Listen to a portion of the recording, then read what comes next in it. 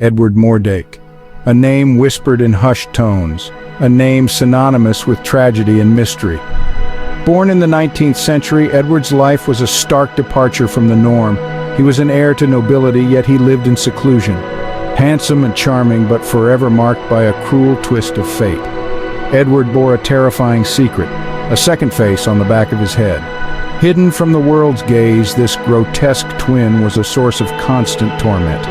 It was a silent passenger on Edward's journey through life, a constant reminder of his misfortune. The exact nature of this second face remains shrouded in mystery. Some accounts describe it as a beautiful woman's face, frozen in a malevolent sneer. Others speak of a grotesque visage twisted in perpetual agony. Whatever the truth, it cast a long and terrifying shadow over Edward's life. The second face was not merely a physical deformity, it was a living nightmare. It did not eat or speak, but Edward swore it could laugh and cry.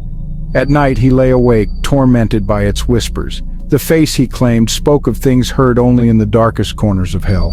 Edward was a prisoner in his own body, trapped with a grotesque twin he never asked for. The face was a cruel joke, a constant reminder of his isolation. He sought solace in music, becoming a gifted violinist. But even the sweetest melodies could not drown out the whispers of his demonic twin. His family, though sympathetic, could offer little comfort. They loved Edward but were horrified by his condition. They kept his existence a closely guarded secret, hidden from the prying eyes of society. Edward spent his days confined to the family manor, a prisoner of his own misfortune.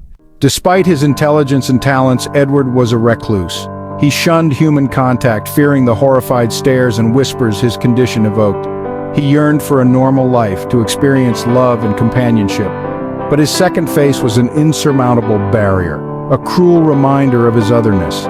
He spent his days lost in books, seeking solace in the written word. He devoured literature, philosophy, and science, desperate to understand the cruel hand fate had dealt him. He dreamt of escaping his condition, of finding a cure for his terrifying affliction, but his hope dwindled with each passing year. He consulted countless doctors, but none could offer a solution. Some dismissed his claims as delusion, the ramblings of a tortured mind. Others were baffled, unable to explain or treat his condition. Edward was a medical marvel, a terrifying anomaly. Section 4. Whispers in the Shadows. Edward Mordake's story, though shrouded in secrecy, became the stuff of legend. Whispers of the two-faced man spread through Victorian society, fueling speculation and fear. Some dismissed it as a mere ghost story, a cautionary tale to frighten children. Others believed it to be a true account of a cursed soul. The legend of Edward Mordake grew with each retelling. Some claimed the second face could control Edward's actions, forcing him to commit unspeakable acts. Others whispered that the face was a demon, sent to torment him for some unknown sin. The truth, lost to time and shrouded in mystery, is perhaps even more tragic. Edward Mordake was not a monster, but a victim. A man cursed with a condition beyond his control, forced to live a life of isolation and despair. His story serves as a stark reminder of the fragility of life and the capricious nature of fate. Section 5. The Final Curtain. At the age of 23, Edward Mordake could bear his torment no longer. Driven to despair by the incessant whispers of his demonic twin, he took his own life. He left behind a suicide note, a final, desperate plea for understanding. In it, he begged his family to destroy the demon face after his death, fearing it would continue to torment him in the afterlife. Edward's family, heartbroken by his tragic end, honored his final wish. They say he was buried in an unmarked grave, far from the prying eyes of the world. His tombstone, if it exists, bears no inscription, a silent testament to a life cut tragically short.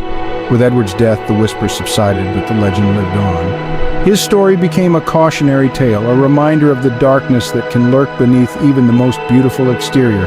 But it also serves as a reminder of the importance of compassion and understanding in a world where appearances can be deceiving. Section 6. An Enduring Enigma. Edward Mordake's tale continues to fascinate and horrify. Was he a fabrication, a figment of Victorian imagination, or was he a real person cursed with a terrifying condition? The lack of concrete evidence fuels the mystery, leaving us to ponder the nature of truth and the power of belief. Some medical experts speculate that Edward may have suffered from a rare condition known as craniopagus parasiticus, a form of conjoined twinning. Others believe his second face was a severe form of facial duplication, a known but extremely rare birth defect. Regardless of the explanation, Edward Mordake's story continues to resonate. He is a tragic figure, forever remembered for the cruel hand fate dealt him. His story reminds us that behind every legend there is often a kernel of truth, a human story of suffering and resilience. And it challenges us to confront our own fears and prejudices, to look beyond the surface and see the humanity that lies within us all.